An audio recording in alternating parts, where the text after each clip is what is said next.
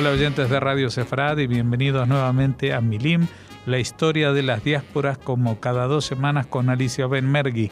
¿Qué tal, Alicia?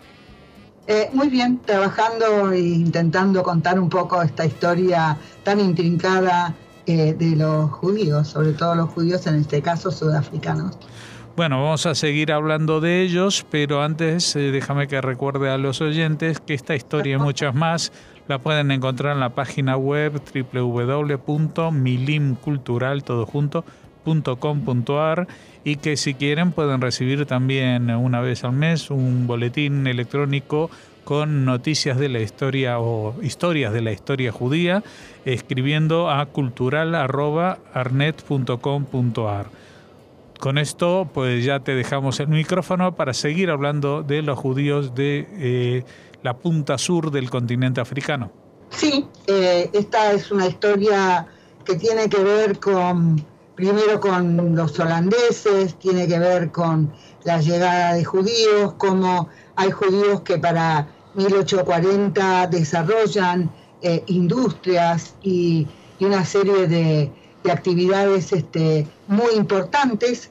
Eran 2 hermanos ingleses que van a establecer las bases de ferrocarriles, de poblaciones a las orillas de las vías del ferrocarril. Hay toda una cosa muy importante, y lo que vamos a hablar también es un poco de la diversidad que hay entre estos judíos, estos primeros que hacen grandes fortunas, que son que vienen de Gran Bretaña y hacen importantes negocios, y esto comparado o relacionado con lo que significa también la historia de los judíos que llegan de lo que en ese momento era Lituania, los Litvaks. Como en todos los textos de historia directamente los llaman Litvaks.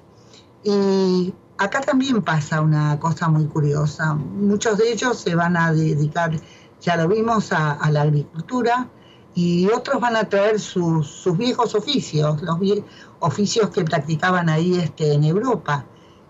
Cierto, el oficio más tradicional de los judíos era o ser sastres, o también el tema de ser joyeros, ser grandes artesanos en el tema de todo lo que tiene que ver con joyería, especialmente con el oro. Por eso hay tantos judíos que tienen sus apellidos, empiezan con la palabra gold. Y hay otra cosa, que los judíos fueron tradicionalmente, eran también peleteros, eran muy hábiles y capaces en el tratamiento y la cuestión de las pieles. En Sudáfrica eso no debía haber sido demasiado necesario. Y otra cosa que hacían estos judíos, eso también es visible en los judíos que después se van a quedar ahí en el West End, en Londres, es que eran carpinteros. Y todos ellos van a desarrollar sus oficios y van a sentar las bases de lo que van a ser luego prácticamente fábricas de ropa, fábricas de muebles, los carpinteros, y también otros van a ser intermediarios. Van a comprar azúcar o algodón o una serie de cosas, y lo van a llevar a las ciudades. Van a ser una especie de intermediarios o vendedores, y lo van a hacer no solo con los campesinos o con los boers, sino también con terratenientes, sino también con pequeños propietarios negros que tenían estos cultivos y que se dedicaban a la venta también del trigo. Y he leído por ahí en alguna parte que también exportaban lana, pero que era una lana inferior de calidad, lana de oveja. Era una lana inferior a la que se hacía en España, digo, relacionando el tema, pero también se dedicaban a la exportación de estas cosas. Así que tenemos acá, y después van a estar los otros, los que llegan, algunos eran de ahí, de Sudáfrica, y otros llegan de Inglaterra. Y se van, cuando se descubre el filón de diamantes en Kimberley, una mina increíble, y bueno, y después el descubrimiento del oro. Y entonces empiezan estos, en esto va a haber muchos judíos, no solamente ingleses o no solamente sudafricanos, también de origen alemán. La compañía de Beers, que habían sido originalmente judíos, porque mucha de esta gente después se va a convertir, pero hacen fabulosas fortunas, inmensas fortunas. Y esto va a tener que ver después con la llegada y la sociedad que establece alguien que se llamaba Rose. Rose era un muchacho hijo de un cura inglés, de salud endeble, que se va ahí a África a Natal para recuperarse del problema de los pulmones que él tenía, y lo mandan y llega con 3.000 libras que le dio una tía para invertir ahí en los diamantes. Él era muy joven cuando fue ahí, y se ve que era muy habilidoso, y empieza a ocuparse de esta cuestión primero del campo, en un campo de su hermano, que también, en fin, todos se fueron ahí a Kimberley. Bueno, de Rose vamos a seguir hablando después. ¿Por qué estoy hablando de Rose? Porque Rose después se va a hacer socio va a establecer una sociedad por acciones y se va a convertir en uno de los hombres más ricos del mundo, en una sociedad con la mina de diamantes y de oro. Cuando uno lee esas cosas se dice, ay, qué facilidad tenía alguna gente para hacer mucha plata. Entonces acá ocurre otro problema. Otro problema que existe es que también va a haber en estos lugares, cerca de las minas, la gente se va a establecer, los judíos muchos van a ir para hacer negocios, porque va a venir gente de todas partes del mundo, toda clase de aventureros y gente que también quiere conseguir su parte de oro o su parte de diamantes, como lo habían hecho también ahí en San Francisco, en California, con la fiebre del oro.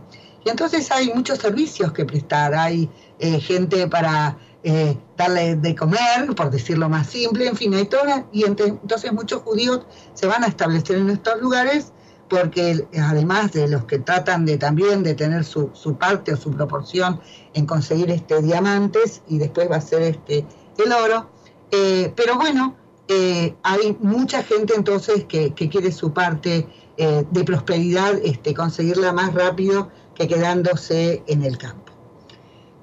Y también hay un negocio del cual hace mucho escribió una historiadora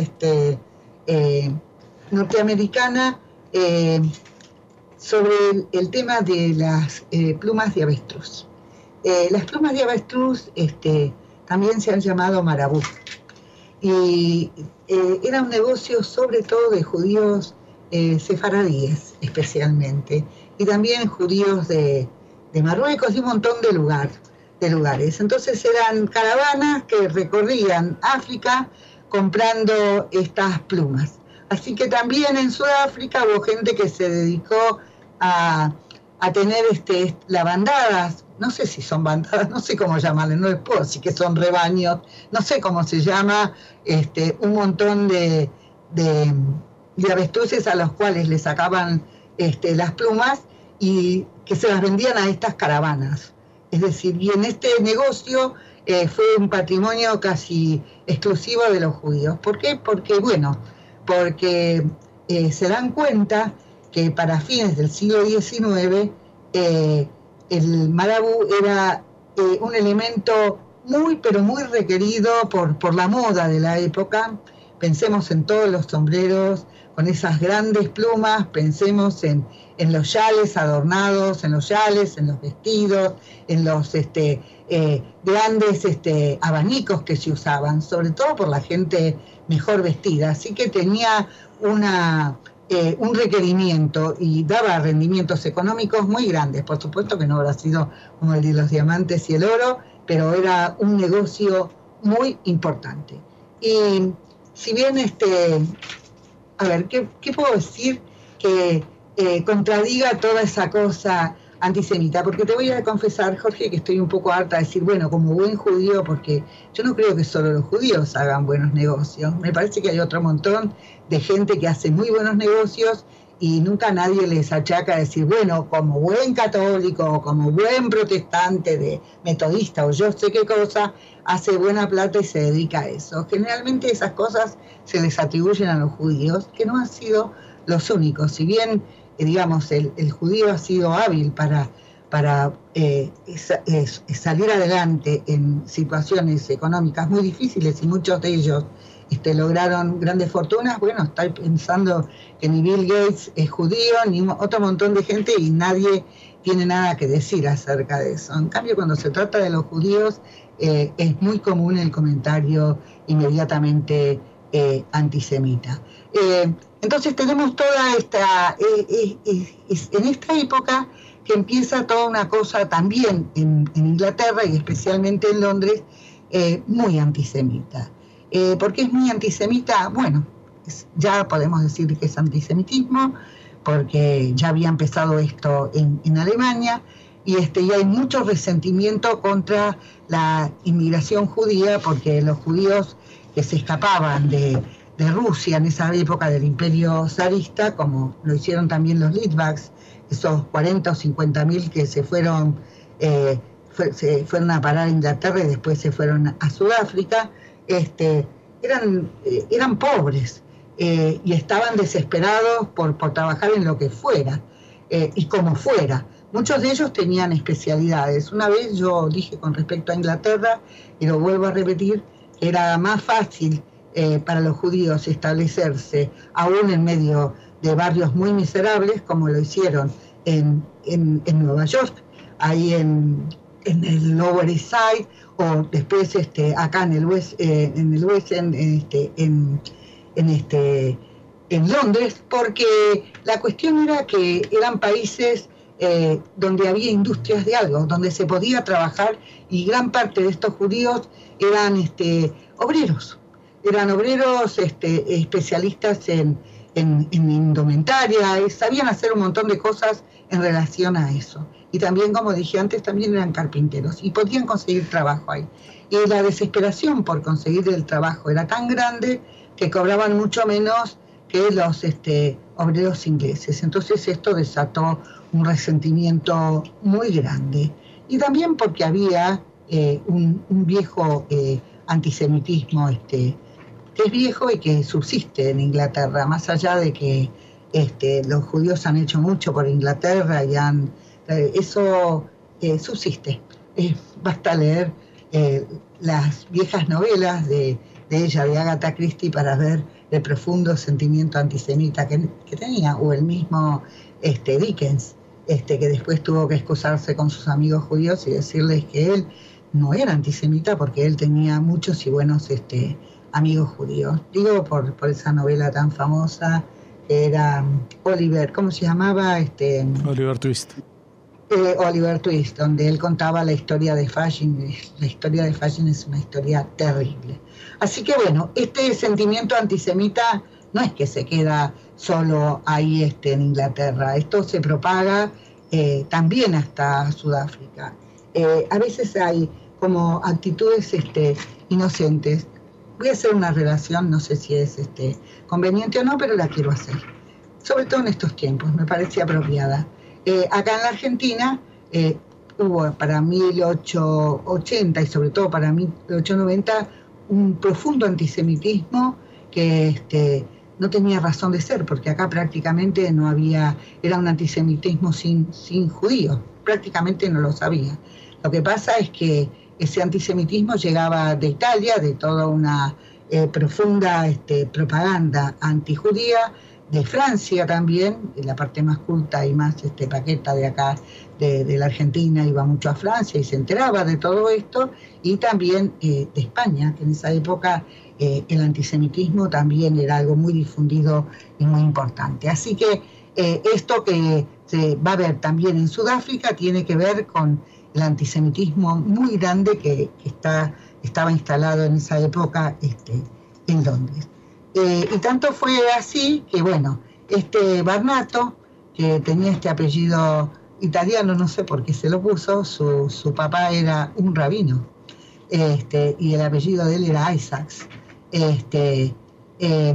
Hace una fortuna colosal, pero bueno, en su viaje de vuelta a Inglaterra, no saben si se suicidó, si alguien lo mató, se cayó, pero se ahogó. Pero bueno, son fortunas colosales. Y cuando después tenga lugar la guerra de los Boers, y esta va a ser propiciada sobre todo por lo que va a ser Rose. Rose va a ser uno de los imperialistas más feroces que tuvo el Imperio Británico. Él no solo se quiso apoderar de territorio ocupado por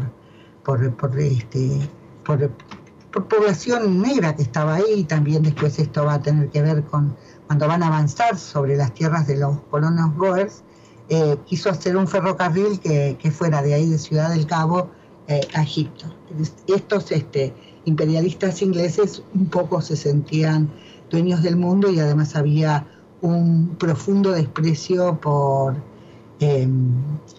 lo que eran por los negros, y además Sudáfrica no estaba habitada solamente por negros, había una población india, había chinos, había gente de distintos lugares del mundo, y yo no voy a decir la palabra raza, porque la palabra raza no es pertinente, no se usa, son de diferente origen étnico.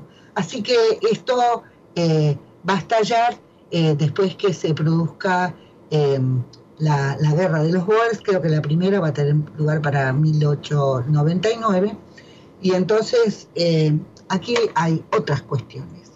Gran parte de estos judíos que hacen enormes fortunas se van a convertir.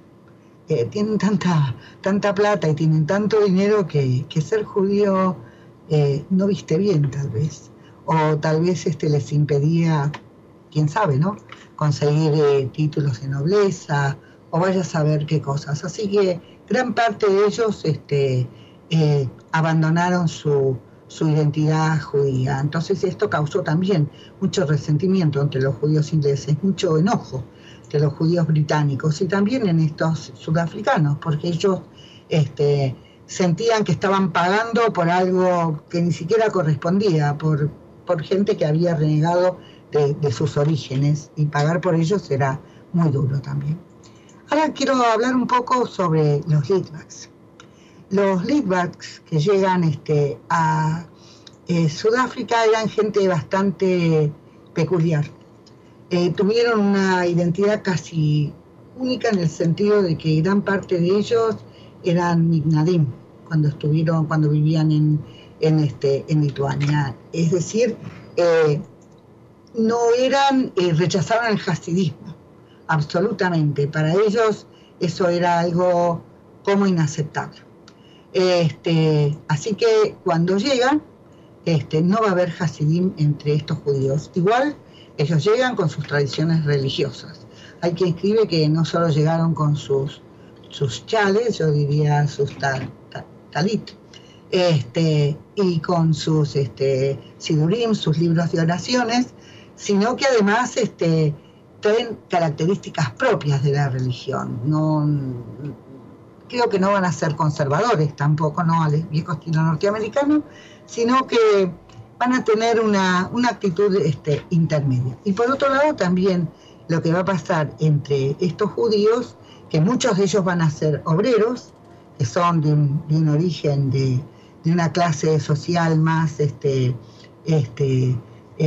inferior económicamente, y entonces gran parte de ellos de hecho lo era, más pobres, y muchos de ellos ya tenían ideales socialistas. Así que entre estos judíos vamos a tener judíos religiosos, judíos socialistas, después van a ser comunistas, y lo que van a hacer muchos de ellos con el paso del tiempo, o no con el paso del tiempo, muchos de ellos son fervientes sionistas. Ellos van a adherir a la causa de Israel muy tempranamente, y muchos de ellos fueron grandes benefactores y ayudaron mucho a la creación de Israel. Y también dentro de este grupo como siempre se estila, ¿por qué no lo vamos a decir?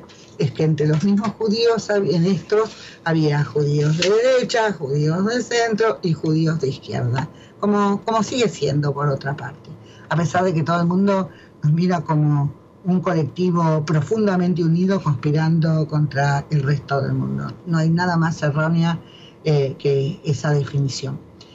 ¿Tengo tiempo para contar algo más, Jorge?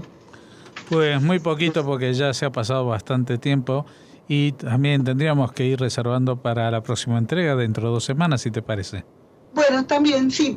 Lo que sí, entonces me quedo para después contar la historia de estos 170 chicos que uno de estos benefactores salvó, porque habla del periodo de la Primera Guerra Mundial, desde 1914 a 1922, y todo lo que les pasó a muchos de estos judíos. Y se escribió un libro de alguien que contó algo que es poco sabido, y está bien que lo refresquemos y lo recordemos, y como alguien lo llevó hasta Sudáfrica. Bueno, entonces lo dejamos aquí y continuamos en nuestra próxima en nuestro próximo encuentro. Sí, solamente para despedirme vamos a refrescar también la dirección de la página web, milimcultural.com.ar, y para el correo electrónico, para el boletín cultural @arnet.com.ar.